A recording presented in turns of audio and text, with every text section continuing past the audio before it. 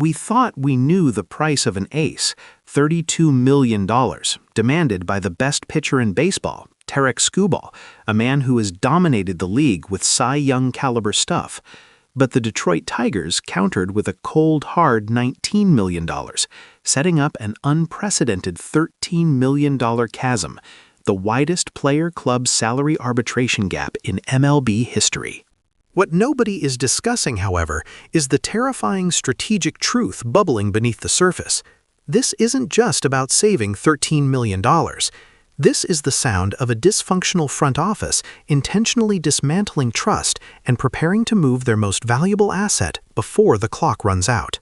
Welcome to 601 Daily News, where we dissect the brutal, cold economics of baseball that turn heroes into trade chips. And if this battle over the price of excellence makes you angry, you're in the right place. The sheer audacity of the Detroit Tigers in this negotiation is staggering, a display of institutional arrogance that transcends mere budget management. As one veteran baseball analyst, let's call him the pundit, stated, "Look at the numbers." Skubal is arguably the best pitcher in the world right now, and he's not asking for Mookie Betts money. He's asking for market value for a top 5 pitcher. He just came off a season where his metrics were objectively superior to those of David Price in 2015, who was awarded $19 million in arbitration at the time. Adjusting for the Consumer Price Index alone, that 2015 money is worth over $26 million today, minimum. Asking for $32 million isn't greedy, it's simply recognizing that the old arbitration ceiling, the one built in the pre-inflation era, is obsolete. But then you hear the counter-argument, often whispered by those protecting the owners, whom we'll call the traditionalist. Hold on, the traditionalist argues, the system is the system. Arbitration judges aren't baseball fans, they're labor lawyers, and they look at precedent, not potential free agent value. No pitcher ever has cracked $20 million in arbitration. The biggest leap was Jacob deGrom in 2019, jumping $9.6 million to hit $17 million. Skubal is asking for 3 times his previous $10.5 million salary. The Tigers are simply adhering to the historical structure of the CBA. They are betting that the judge will look at the maximum historical precedent, David Price's $19 million, and refuse to rubber stamp a $13 million height based on a single player's exceptional year.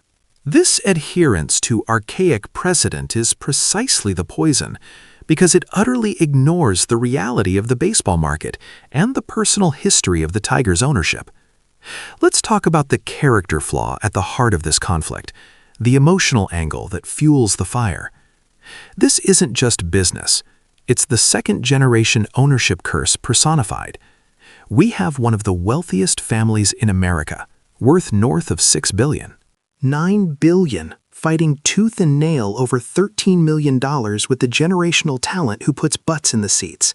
It absolutely reeks of entitlement, said the insider, a source close to the clubhouse. The founder wanted to win at any cost.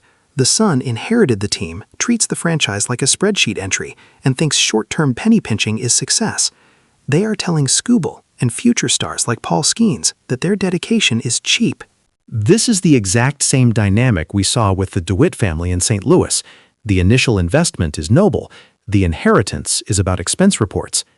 The key conflict here is the collision of modern performance metrics against ancient labor precedent, and the stakes couldn't be higher. Skubal isn't just the best pitcher, he's also a key member of the Players Association Executive Subcommittee.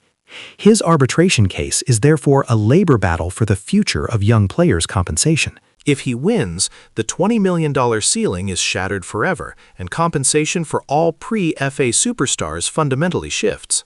If he loses, the owners are granted carte blanche to continue stifling wages using historical figures, ignoring inflation and the astronomical rise in baseball revenue. But here is the climax, the true, deeply concerning plot twist that ties back to our initial mystery.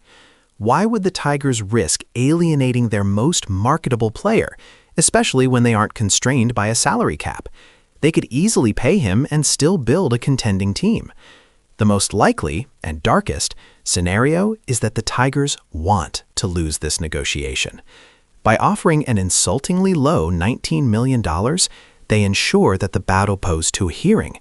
If Skubal wins his $32 million demand, a risky proposition given history, the Tigers can then turn around and claim, "We were forced to pay an absurd, market-breaking figure by an arbitrator," thus justifying their decision not to pursue a long-term contract extension. Simultaneously, they have artificially inflated his immediate trade value.